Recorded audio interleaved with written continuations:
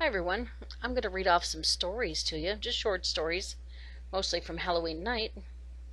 And I want you to tell me, or else, just think in your head what they all have in common. I'm sure you'll figure it out. Man charged after hit and run injures two on Halloween, Riverside. A Southside man was charged with DUI and hit and run after he ran away from a crash that left two people injured in West Suburban Riverside on Halloween.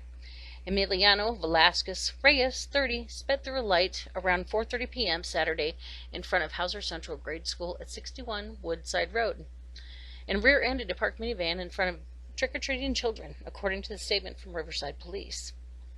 He left the vehicle, ran away from the scene. About 10 minutes, they found him on the 200 block of Woodside Road, highly intoxicated and covered in grass stains and dog feces, from hiding in a dog owner's backyard, police says.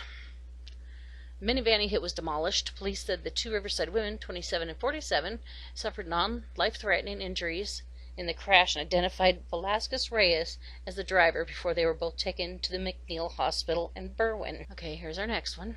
Woman points gun at husband during Riverside argument.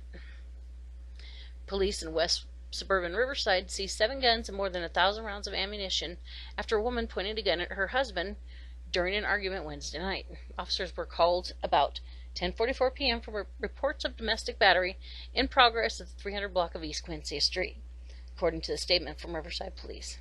Susan D. Ramirez, 51, was arguing with her husband inside the apartment when she went upstairs to get a handgun. Police said she walked back downstairs, pointed the gun at her husband, and said, "If I knew how to load this gun, I'd kill you." The man left the apartment, called police, and said he'd wait for them outside because his wife was in the apartment with weapons. He suffered minor injuries but declined medical treatment. Officers set up a perimeter around the house and had the dispatch center call the home and ask Ramirez to come out with her hands up, police said.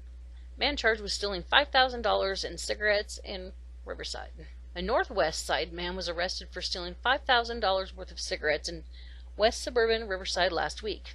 Jesus A. Sanchez, 34, was arrested on October 19th and has been charged with 1 count of theft, a Class 2 felony, according to a statement from Riverside Police.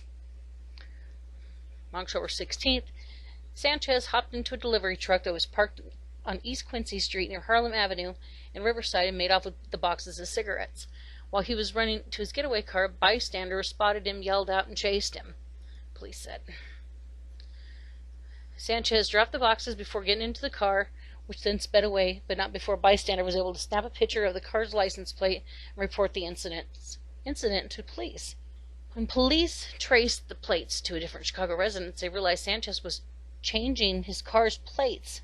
Police said he managed to evade arrest for the weekend using the false license plates. Police eventually tracked the actual car used in the theft to Sanchez's residence around 5100 block of West Drummond Place.